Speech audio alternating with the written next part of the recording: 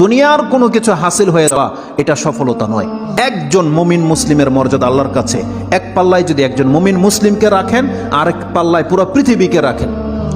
কেউ যদি পুরো পৃথিবীকে ধ্বংস করে দেয়, এটা আল্লাহর কাছে অত বড় অপরাধ নয়। একজন মুমিনকে যদি কেউ হত্যা করে, এটা যত বড় অপরাধ।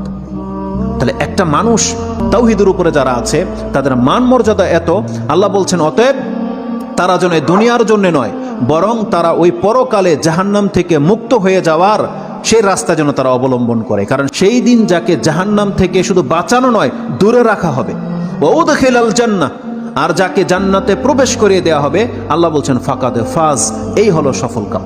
কারণ জান্নাত এমন একটা জায়গা, এটা হচ্ছে চির সুখের জায়গা। একবার শুধু কোনো ব্যক্তিকে জান্নাতে ঢুকিয়ে দিলে জীবনের যত পেরেশানি আছে সব দূর হয়ে যাবে, সব দূর হয়ে যাবে।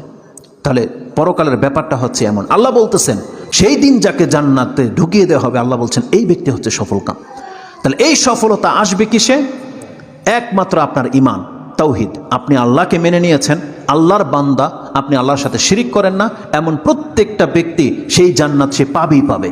এটা আল্লাহ ওয়াদা করেছে।